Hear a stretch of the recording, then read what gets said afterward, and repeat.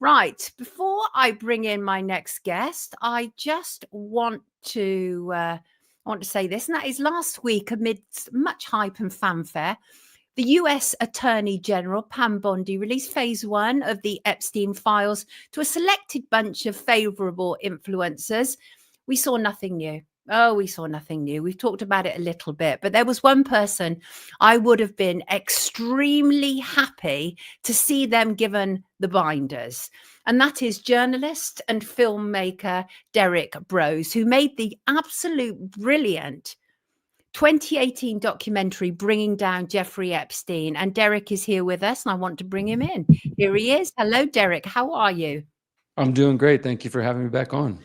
It's always a pleasure. I've literally thought of you so much over the last few weeks, because even though those binders contain nothing that we don't already know, and indeed much more that is available online, I would have been happy to see you receive one, because then it would have highlighted your work and actually the work that you did. And I think the very first time that I interviewed you was to do with your Epstein documentary. You were the first person who brought it all together, and that was 2018. How do you feel about this phase one?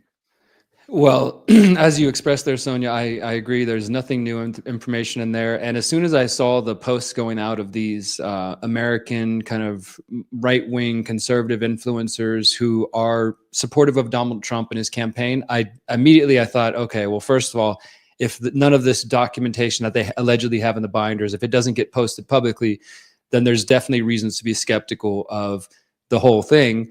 And even though it did later get posted on the Attorney General's website, still in the end, as you said, there was nothing new. But I still think that that sort of aspect of it, the fact that there was a select few that were chosen in this kind of, I think it was really a publicity stunt, if you will, to just give more attention to Pam Bondi, the Attorney General here in the U.S. and Trump's campaign, Trump's administration, who had been promising or at least alluding towards. I think it's important for people to understand that when Trump was asked last year and before, he never fully himself said he would release the files. No, he didn't. He said something to the effect of, well, we'll have to see. We don't want to hurt anybody or this and that. And so it made me, of course, very suspicious. False allegations in there, all that kind of vibe, wasn't it? Yes. Yeah. So, knowing all that, it was sort of like, okay, is this just going to be some selective release? Now, they called it phase one, so I guess we'll see if there's going to be a phase two. I was catching up on some of the latest statements from Pam Bondi last night, and now she's kind of claiming that she was promised there was going to be more files and that this was, not what she was expecting, because rightfully so, many people of the left and the right in America and around the world have started to say, okay, this has just been a big nothing. Like, we were promised something big.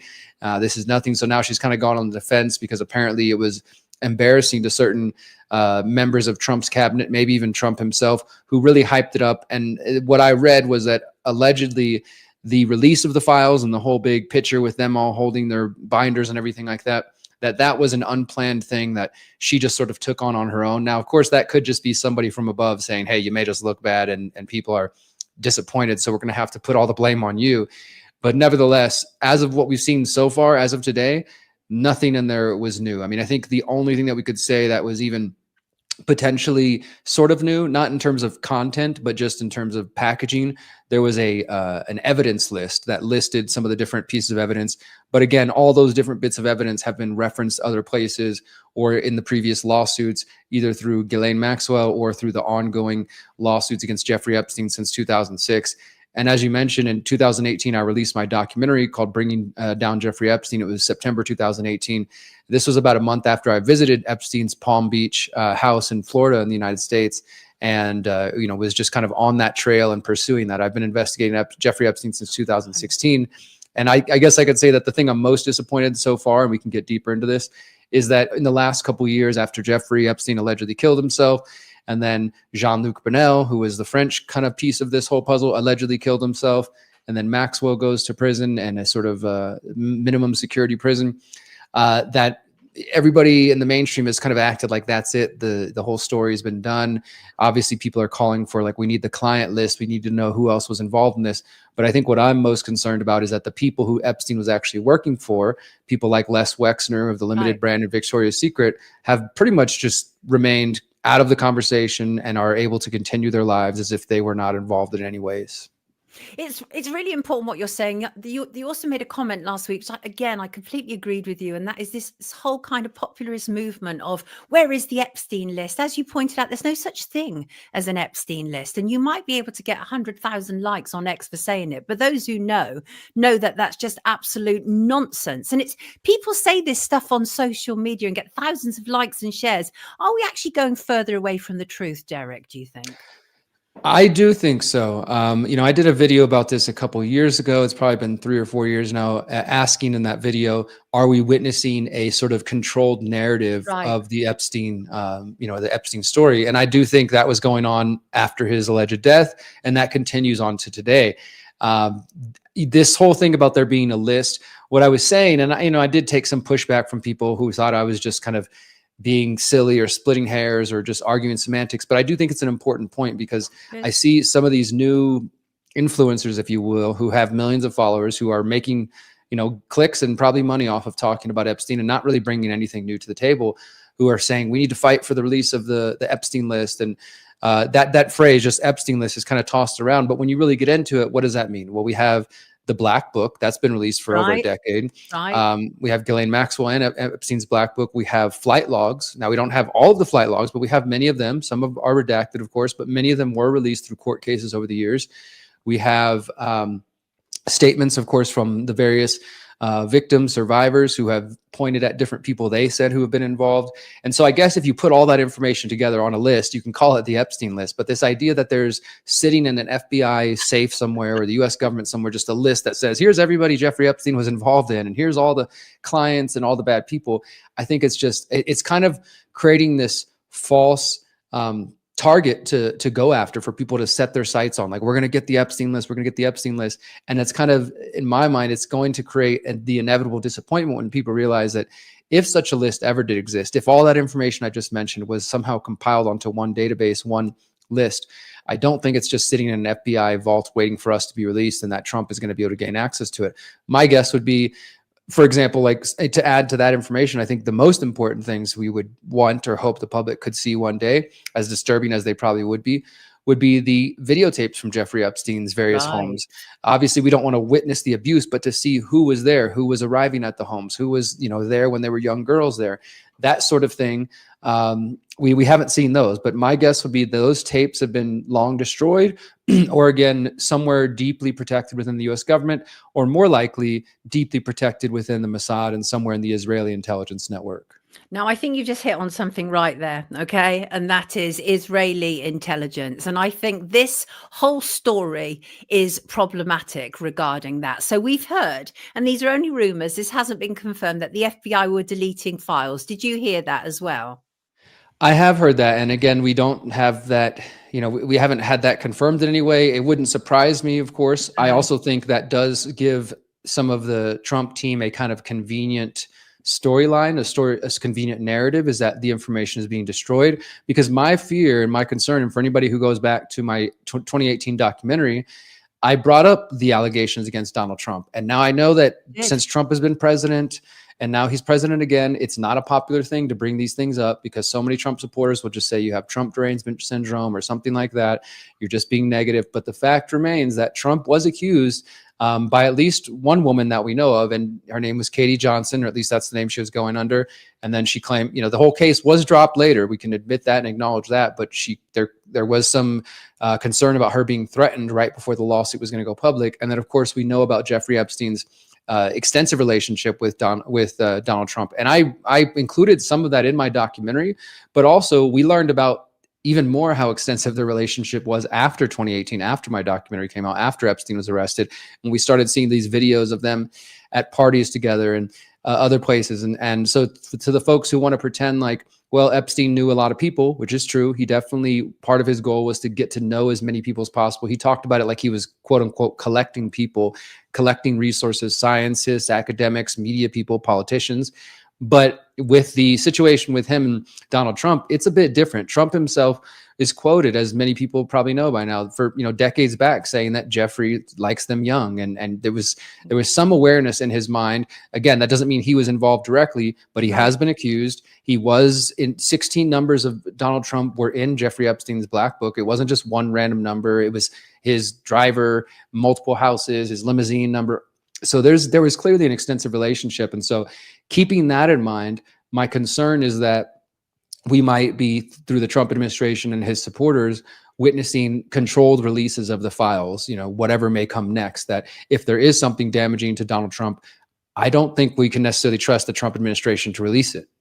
Right. And the thing is, it felt very much like the release of phase one was playing to the base supporters who want this. And as you say, in the interview last year, when Trump was asked what he would declassify, he never said he was going to automatically release the Epstein files. He never said that. But I think the issue is, for many people, is the issue of Israel's involvement, the Mossad, because we know that they were assets. Ghislaine was an asset. We know that her father was an asset, almost certainly. And same with Epstein. And I just wonder whether, again, it is that feeling that we'll give the plebs something. We say plebs over in the UK, but we'll give them something to keep them happy, but we can't give them that much. And then add to that this whole big push against anti-Semitism that's taking place as well.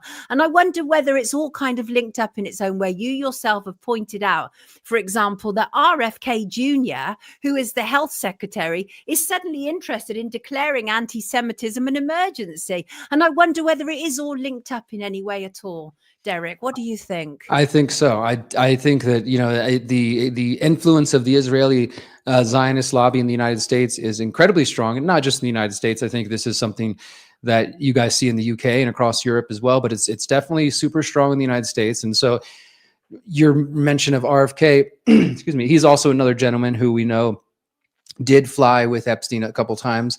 Again, no evidence has come forward accusing him or claiming that he was participating in Epstein's activities, but we know for a fact, and by his own admission, that he had a drug problem when he was younger. And, I can empathize with that. I had a drug problem when I was younger. I did a lot of things that I wouldn't be too proud of today, and so I can empathize with that. But in terms of politics and in terms of the way the Israeli intelligence networks work and blackmail, somebody like that would be the perfect person to put in a position of power, because if you have information on them, whether it relates to the odd and shady circumstances of RFK's ex-wife's death and burial, and I encourage people to look deeper into that topic, or related to his drug problems, or related to the fact that over the years he has managed to sort of cover up and quiet various accusations against him as well. He has been accused, even before he was running for president or running for to be in Trump's cabinet, over the years of having been involved in sexual harassment or sexual abuse of various women. Again, those claims haven't been proven in a court of law, but these are things that have come out. And if there is any truth to those kinds of things are the exact sort of thing that would be very useful to an intelligence network that wants to blackmail people. Exactly that. And there are also all these characters that we're not hearing much about, and I think we should, and who were around Epstein, such as, for example, Les Wexner. And people don't talk about him much, but he was behind Victoria's Secrets as one example. Then Alan Dershowitz, who was the lawyer. And correct me if I'm wrong here, Derek, but did Virginia Giuffre settle with Alan Dershowitz? Did she say that she may have got it wrong in saying that she'd remembered him? Do you remember that happening? So I remember that lawsuit, and I do think as part of the settlement, I don't know if she herself admitted that her story was wrong, but I do know that there was some discrepancies in her version of events for a book that she was going to publish at some point. And it seemed like Dershowitz kind of, zeroed in on that. And once the court case with them, when they settled, which I don't know if the terms were ever made public, he then went around and did the whole Fox News circuit and said, hey, see, I've been proven innocent. This woman got the story wrong. I don't think it's as clear cut and black and white like that, like Mr. Dershowitz would like us to believe. But if I could, I would love to elaborate a little bit further on Les Wexner and how this ties to the Zionist aspect. Go for it. Yes, please. So for those who don't know, again, you can go to my website and you can watch the documentary, but there's also an entire section on my website about the Epstein network, all my research since 2016, and particularly a few videos about Les Wexner, again, the founder of the Limited Brands, of Victoria's Secret. This is based in Ohio in the United States. And there's two important threads here. For one, there's some reporting which I've covered that goes back to the 90s, local reporting in Ohio, where Wexner is based.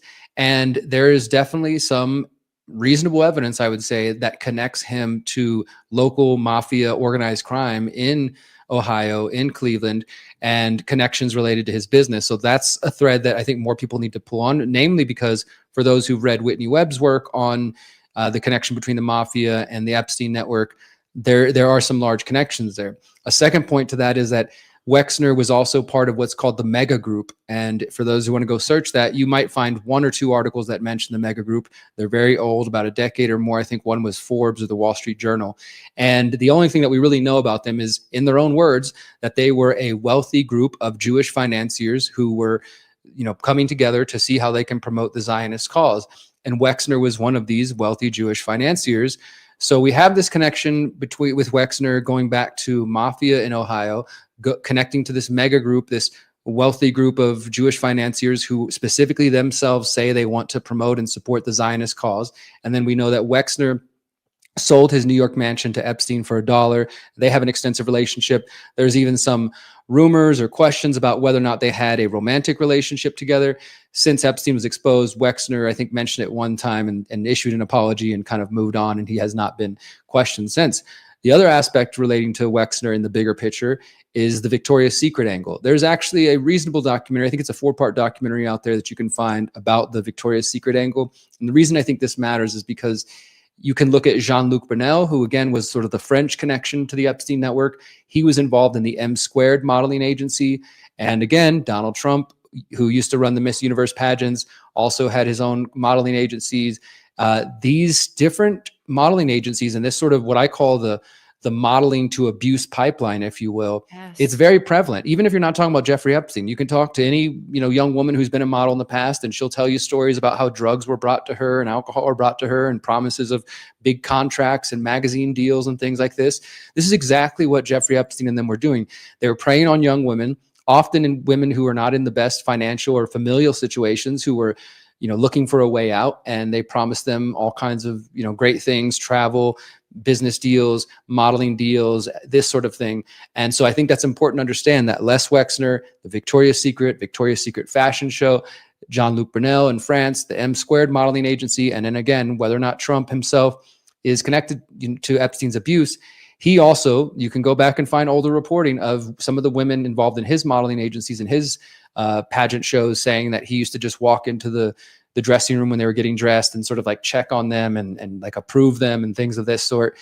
This shouldn't be surprising to most people, but I think if you really look into that, that is another big part of how these networks work. They prey on women, beautiful young women who are looking for, something that maybe they just want to go model. They want to be in magazines. They want to be photo shoots, and they start promising them the moon. And that can oftentimes be a gateway towards them being pulled into these abuse networks. And Victoria's Secrets, I think the clue is there. You can actually see it. A lot of the time, these women have very infantilized bodies, and they are extremely thin. And the clothes, the underwear is often very sort of childish, and it has that kind of air to it. But just before you leave us, Derek, what do you think about in terms of like Prince Andrew and Epstein? We never really got to the bottom of that in the UK. Obviously, there was the big fallout after the Emily Maitlis interview. And I don't know if you ever saw that, but that was just a car crash in real time, obviously. And but, do you think that, because so far we have one person who has been held responsible for all this, and none of them appear to be clients. What do you think about that? I think you're right that that's another big thread. As you're saying that, I'm pulling up some of my files because I was looking up Prince Andrew the other day, because folks might not realize there are still lawsuits going on related to Epstein, and that might be bigger than some sort of promised release from the Trump administration. These ongoing lawsuits, that might be the next best chance to get some new details. There's one against a man named Jay Staley, as I believe his name. He's the number 2, or was the number 2 at JP Morgan Chase. And of course, we know JP Morgan Chase was involved in helping Epstein launder his money. There was some new emails that came out through that case just in the last couple of days. I believe the Guardian reported on it, showing that in that interview you mentioned, where Andrew says he can't sweat, so that's why the story of him sweating profusely with the young girls couldn't possibly be true. The horrible interview he gave, where he also claimed that he only spoke to Epstein one time after Epstein had been revealed, and he's like, that was a mistake. Well, in emails that have been released through this ongoing lawsuit, it shows that he lied about that too, that he had met Epstein multiple times after that. At least he'd been communicating with him. And I'm sure we're going to find out more about that. So that to me is like, I get the general reason that people are like, we need the list. We need the list. I know. It's but frustration. Because I mean, there's so many people who haven't been held accountable, of course, and we need to know who they are, and they should be questioned.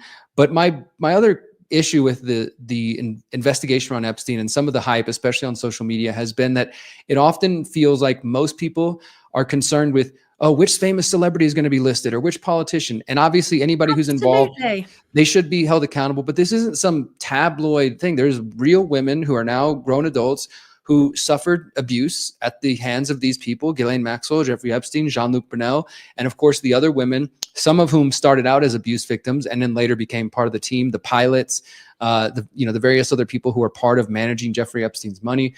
Those people need to be held accountable. And sure, if some of them happen to be celebrities or happen to be politicians, let's bring it all out. But I don't think we should get sort of tunnel vision and just focus on who are the famous names that are going to come out, because I feel like that's where the focus is, instead of, for one, let's remember that if it wasn't for these survivors and these women to speak up and the attorneys involved in this case, people would have never heard about it after 2005. Jeffrey Epstein would have got his sweetheart deal and it would have, gone on the rest of his life doing this.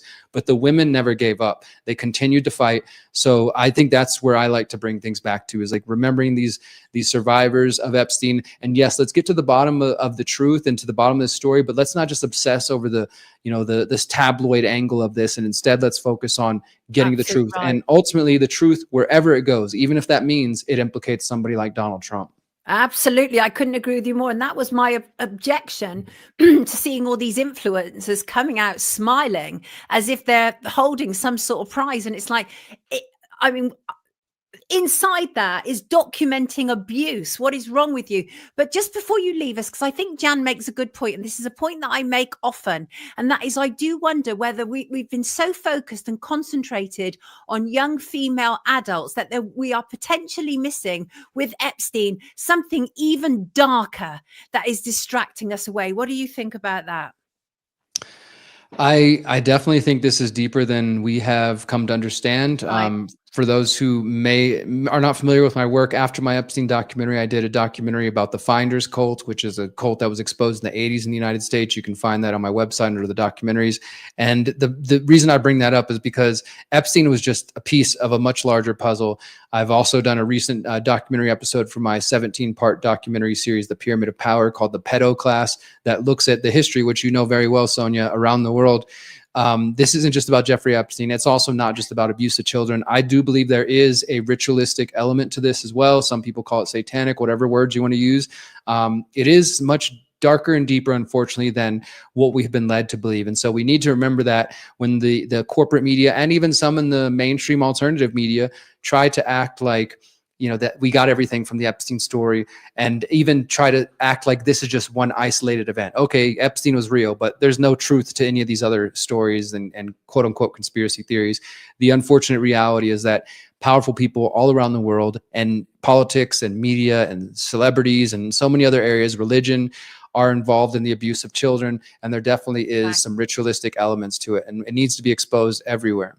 Thank you so much for joining us today. And congratulations also for starting your own thing. A number of things, including the Conscious Resistance, which you've had going forever, co-founder of the Freedom Cell Network, the People's Reset Activation. You are actively putting your money where your mouth is, both you and your lovely wife, and getting out there and trying to make a change. And that's what we need to do. And I really appreciate your work, Derek. I really do. And I really appreciate you joining us today and pulling no punches. About time. Good to have you with us. Everybody, Derek Brown. Thank you for having me on. Lovely to have you with us. It's time to wake up with Sonia Poulton.